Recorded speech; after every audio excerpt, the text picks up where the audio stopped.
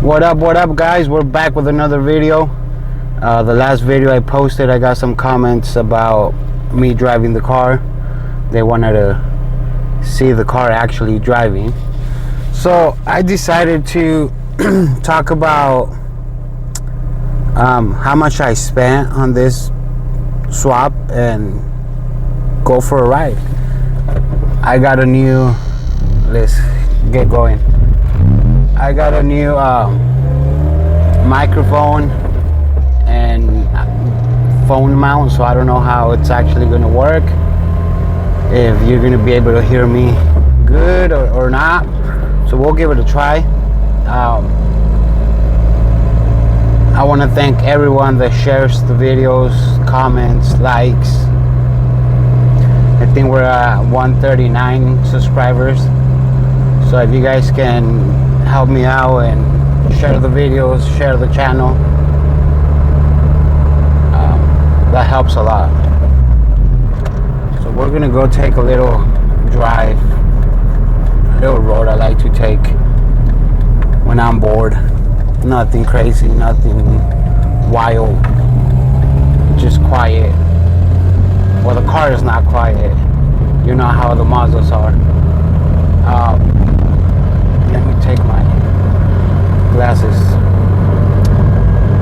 But let's get started. Let's talk about how much I spent on this swap. Let's start with the swap. I got the swap for $1,500, complete swap, and that was actually a complete car, a complete running 2007 Acura TSX from the auction. I buy a lot of cars from the auction. Actually, I've done with this one 3 swaps already. 2 H22s on a Civic, and I got those ones from the auction as well. I think for a Prelude, last one I paid like $600. For this one I paid $1,500, and that was $1,000 for the car and $500 to go pick it up. I had to drive 8 hours total to go pick it up, so that was worth it. I actually found a cheaper one for $600, but turned out that my subscription was expired, so I couldn't buy it up front. And when I tried to go pay for that subscription, it was gone already. I mean, $600, you can't beat that, right? So I spent $1,500 for the swap. ECU, I'm running Haltech Elite 1500. I think that's how it's called, Elite. So for that one with the harness, I paid $3,600. That was $18 for the ECU with wideband. So $1,500 for the ECU plus $300, I think, for the WB1, and then $1,800 for the harness. And the reason why I paid $1,800 was because an extra fuse box. I think it's either $300 or $500. And since it was the first time, the guy I was working with, he never done something like this for a different chassis. We just wanted to be on the safe side, so we decided to run a separate fuse box for that ECU and everything else. But I can tell you now that you can, if you take the time, you can actually wire everything to the OEM Mazda fuse box. So you can save $500 there, $500, $600 or more if you do it yourself, you know. It really comes down to if you're doing the work or you're paying, so you're paying extra for labor. So that's that. For the axles, I paid $1,000, and that was because I was trying to find the right one, so I broke some. Pretty much, I got about 20 sets, used, new, OEM axles, aftermarket axles, AutoZone, O'Reilly's, Napa, eBay, and all that just for you guys to get a swap done easier without going through all the headache. I know I mentioned it before, and that was my biggest headache, the axles. I tried to quit many times because of the axles. You know, I ordered a set, waiting a week for it, and then thinking that was the right one. Once I got to put them on, find out that it wasn't the right one.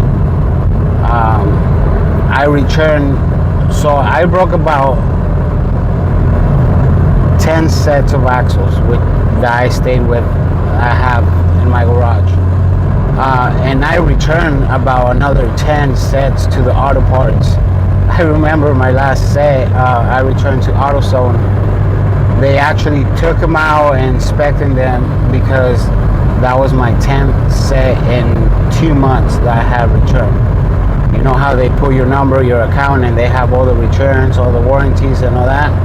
So they saw that and they had a warning already.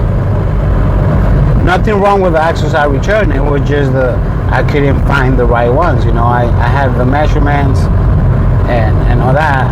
So with that money, with that $1,000, I could have a company made me a set. But I wanted to know what actually worked for you guys. So that's that. What else? Let's see. I spent about 150 fuel lines with everything, fitting. I want to say including the fuel rail and the fuel regulator. I spent about 150. I got the fuel rail and the fuel regulator. I got it used on Marketplace. The guy claimed to be K-tune, but when I got it, the only real thing was the fuel regulator. The other one just on eBay, $20, which it's working fine. I have no problem with eBay parts, honestly. I deal a lot with eBay and China parts, so I have no problem with them. You just have to find the right company, I guess. And then the lines were about $80 plus the fittings. That was I think it was like $10 each fitting, so it came out to about $150.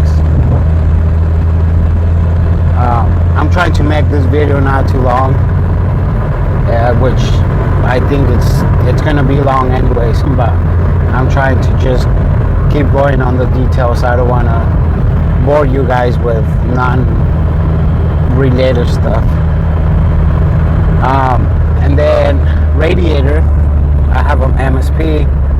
I couldn't use the MSP just because where the hose lines up. I explained that on my last video or first video, I can't remember, but you can go back through my videos and check them out. So I spent $120 from to get a P5 aluminum radiator from eBay.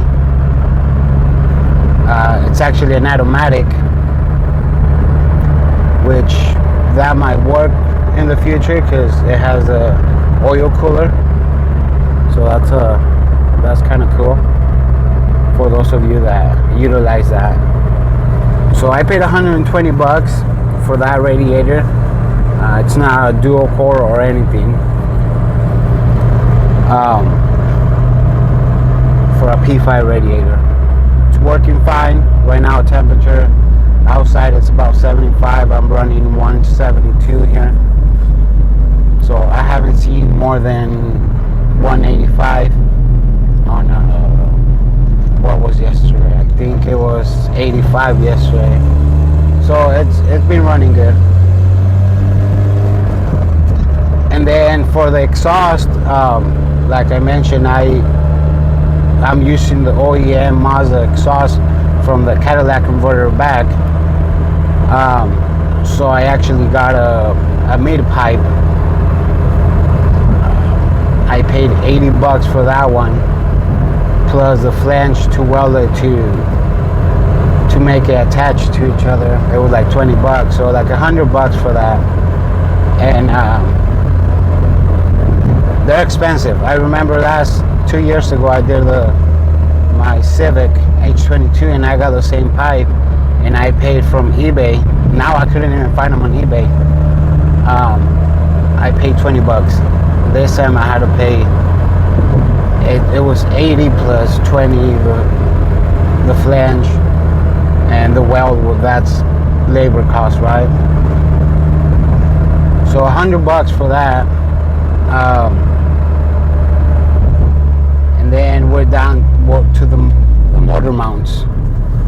Motor mounts, I paid. Well, I'm gonna give you the price of what you would pay for motor mounts. $1,000. I paid way more than that, and that was because I was trying to make everything work and make sure everything was tested and all that. So in reality, I spent about $2,000 to $2,200 on motor mounts.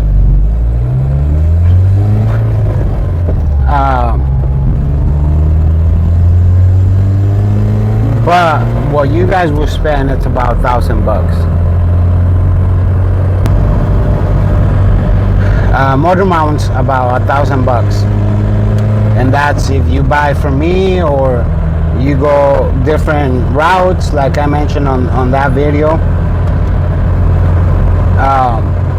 $600 for the brackets, $300 for the mounts, driver and passenger from Hasport, and I want to say $100. I paid $100 for the rear AWR mount, which I believe the price went up. I'm not sure. I'm working on the front one right now, and I haven't looked at the prices, but I will, and I'll post the video of the motor mount I'm doing for the front engine motor mount, and I have some numbers there. I'll give you guys what I paid for. And then it comes down to the tune. I got mine actually street tune. I paid my tuner $350, which he's not local, so he's tuning it for me. I had a local guy, but it was just messages with him. When I posted I was looking for a tuner, he told me that he can do it, to let him know when I was ready and this and that. And then I was having some issues with the map to start it up, and I reached out to him, and he would just be like, well, you need to fix this, you need to fix that. Well, me knowing nothing about tuning, I had to go and do my research and all that. So after the third question I posted on the group, this guy that tuned my car, he actually reached out and he's like, hey, let me go in there and let me look at your map. You don't have to pay me anything. I just want to get you started. If you already have your tuner, that's fine. I just want you to get your car running. So we set up a time. He went in there, modified what needed to be modified, what I had wrong. Again, I didn't know anything about tunes, about maps or anything, so I didn't know what was on, off, or what was going on. So he got it running for me. He told me what was wrong with it, and So he wanted me there. I was like, you know what? I want you to tune my car. It was actually $100, 150 more than what my local guy was gonna charge me. But the local guy, he was just waiting for me to have it running good without even helping me. So I was like, no, screw him. But there are cheaper options. Again, this is not counting labor. If you guys pay a mechanic, I don't know how much labor it is. I was gonna charge my friend $3,500 of labor, but that was because the initial plan was his build. I wasn't gonna do mine. I wasn't gonna do one for me, but he came to me. He was like, hey, I want to do this, but I've been thinking about it for years, and I want to do it. I want to keep it as stock as possible in the inside with the cluster and all that. We started gathering parts or numbers for the parts. He wasn't ready.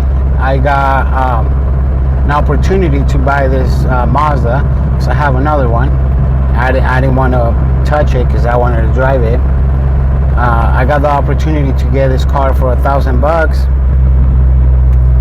So when I got it, I messaged him. I was like, hey, I already have a car, so do you want to do the swap, or let me know so I can start on mine?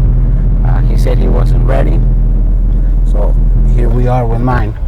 But I wasn't gonna do one. The original plan was with my buddy that he actually talked about it with me for like a year, you know, but he was one of those that he didn't want to have the car down for so long, and it won't take long. I feel like now everything that's out there,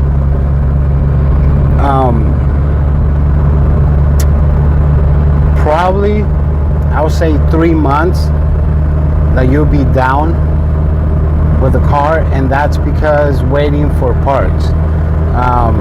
I know for me the harness was the one I was waiting for most. I think it was 4 months for that harness. And again, going back and forth with information with the guy that built it, because we didn't know how long we needed it, where was everything going to go. So back and forth, a week to test and then send it back out, because he's not local to me. He's from California. And overall I took about 8 months, and that was the biggest thing, was waiting for parts. When I sent out the motor mounts to get done, I waited a month for that. And then the harness was the biggest thing. But other than that, that's it. That's all I spent. I didn't spend, actually, no, I spent about $120 on the AC lines, which I don't have it connected yet. Power steering line, I had it bent 45 degree towards out because the TSX is pointing up. So I had a feeling it was going to be touching the hood. So I paid, I don't know, that was like $20-$30. But with everything else, it was like $120. AC lines and all that. What am I forgetting? That's it, because on the inside I'm running the OEM cluster. The exhaust I didn't change. I'm using the TSX exhaust manifold. So I think the total price is about a little over $7,000.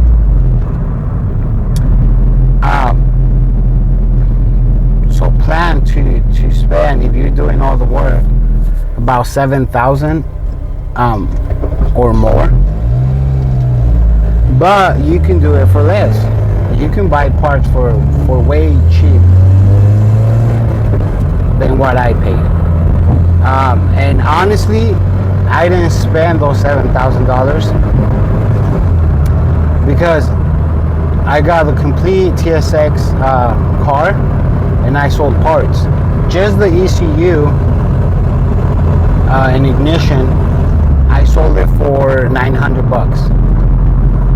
So there's what, 600 into the swap, and then I sold all the other parts. I made about, just for the parts without the swap, I made about $3,200. So that was, the swap was free, more money for the build, and then I started doing other little things for friends to make money.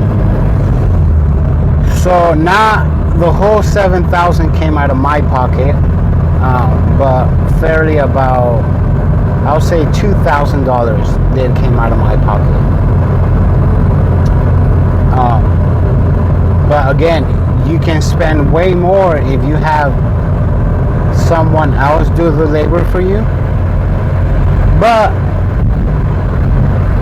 my honest opinion, you don't need to, because it just goes straight in. No cutting, no welding necessary, other than the flange for the mid pipe. But you can find a local person for that, and take it to them and pay them $20. You know, that's better than paying $3,000 for someone that's just gonna get the motor mounts. In this case, if you get mine, you get your motor mounts and put in the engine just like OEM, and connect everything how it goes. You buy the P5 radiator if you're doing an MSP. If you're doing it on a Power J5, well, you have that already. You know, you don't have to swap none of that out. So you're saving $200, $300 right there. And I feel that I have mentioned everything that I spent, and on the parts I spent. It comes down to likes, you know. Some people don't like the OEM look of the engine, so they go with other intake manifolds, other exhaust systems and all that. So that just adds up some money. I try to go the cheapest route as possible.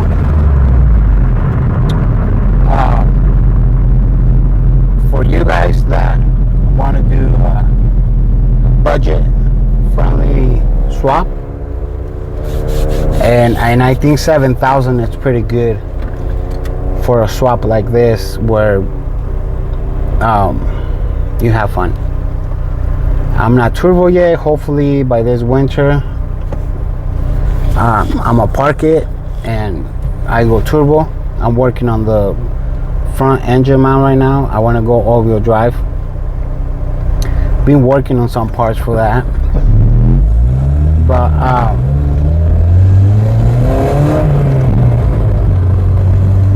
I haven't posted some of it yet, so I'm waiting for some people, some information I need to gather. I want other people to get the headache. I think I already got enough on my end. But I don't want to make this video too long. I think we're like already too long. But I'm done talking about how much I spent. So it's a little over 7,000. I could have spent more. I could have spent less. But it is what it is. Hopefully the video, the sound, and the quality, it's good.